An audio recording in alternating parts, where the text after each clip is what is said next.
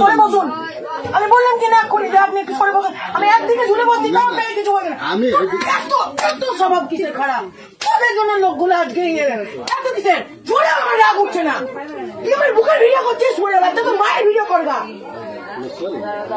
আমাকে বুক খারাপ করেছিস।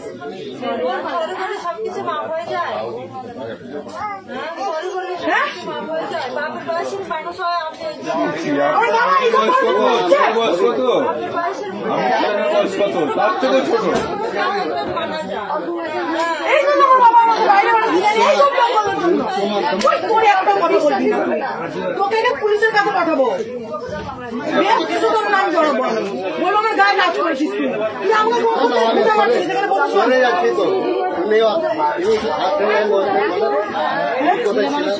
হ্যালো হ্যাঁ বলো এই ভিডিও করছে সোরের বাচ্চা। আমি ফোন দিব না সোরের বাচ্চার ফোন।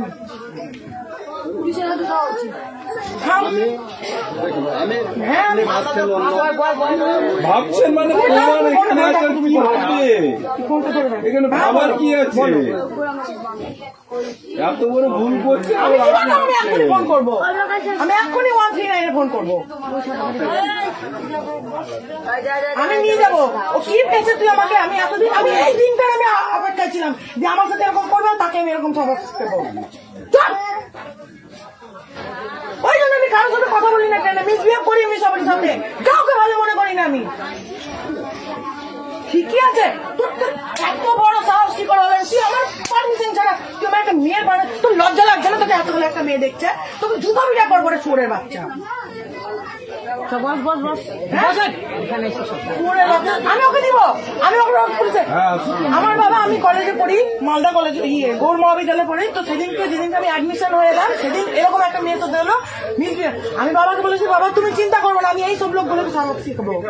তুই কিসের জন্য? হ্যাঁ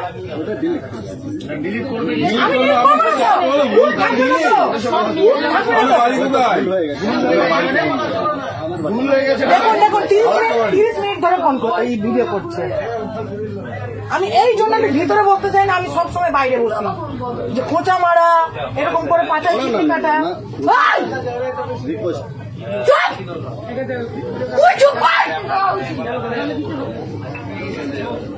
তোর গোলা কাটবো গোলা কাটবো। ওকে শুধু আমি মারবো কেউ মারবে না ওকে কেউ মারবেন না কেন আমি মারবো ওকে।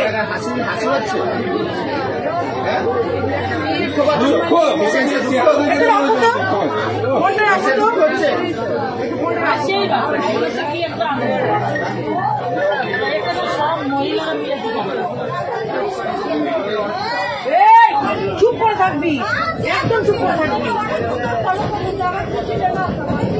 নাম কি? বাড়ি কোথায়?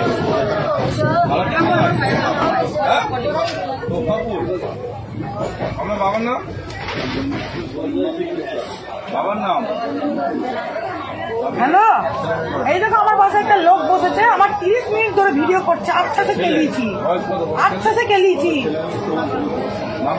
একটা লোক পাশে বসেছে। হ্যাঁ নাম বললাম আমি ভিতরে গিয়ে ঢুকে বসবো যে আমার পাশে গিয়ে বসলো 30 মিনিট ধরে আমার ভিডিও করছে 30 মিনিট ধরে ওকে মেরেছে। আচ্ছা করে ফোন খেলে নিয়েছি আমি চশমা ভেঙে দিয়েছি আমি ওকে পুলিশের কাছে দিব।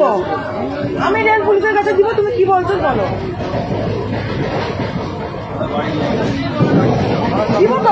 দিব তো কি ভাবছে ও কি ভাবছে? হ্যাঁ মারার দরকার তোর লজ্জা লাগছে না? হ্যাঁ এবার হাসছে বলো নাকি? হ্যাঁ দেখ তো কেমন লাগে। ঠিক আছে তুমি রাখো আমি দেখছি সাহায্য করছি। হ্যাঁ থামো না আমি ঠিক নিচ্ছি ব্যাগ নামাবো। থামো তুমি রাখো আমি ফোনটা আমি চিনতে গিয়ে দেবো না।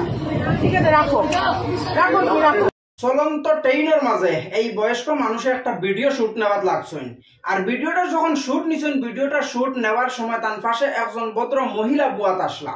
ভিডিওটা শুট নেওয়ার সময় যখন ক্যামেরা এমনি থেকে এমনিতে ঘুরাইছেন ঘুরানির সময় এই ভদ্র মহিলা এই ক্যামেরাত কেদ হয়ে গেছে। এই ভদ্র মহিলা যখন ক্যামেরাত কেদ হয়েছেন তখন এই ভদ্র মহিলায় এই বয়স্ক মানুষের মারা ধরা করছেন। তবে একটা জিনিস আমি আপনারা কইতাম চাই বা ভিডিওর মাধ্যমে আপনারা এই জিনিসখান দেখতে পাইতে চলন্ত ট্রেনের মাঝে লড়াই ঝগড়া এই জিনিসখান চলে। তবে এতটুকু আমি আপনারা কইতাম পারি চলন্ত গাড়ি হোক চলন্ত ট্রেন হোক যে কোনো জায়গার মাঝে পাবলিক প্লেসও দাঁড়াইয়া যদি ভিডিও শুট নিতে চাও তাহলে যদি পাবলিক তখন তো পাবলিকের পারমিশন নিয়ে তারপরে তুমি তাই ভিডিও করিও, না হইলে এইরকম মাইর তুমি তাই খাইতে পারো। তো একটা জিনিস আপনারা এই জিনিসখান হইতে পারেন যে এই বুড়া চাচার গলতিটা কিন্তু শুধুমাত্র ভিডিও শুট নিছেন।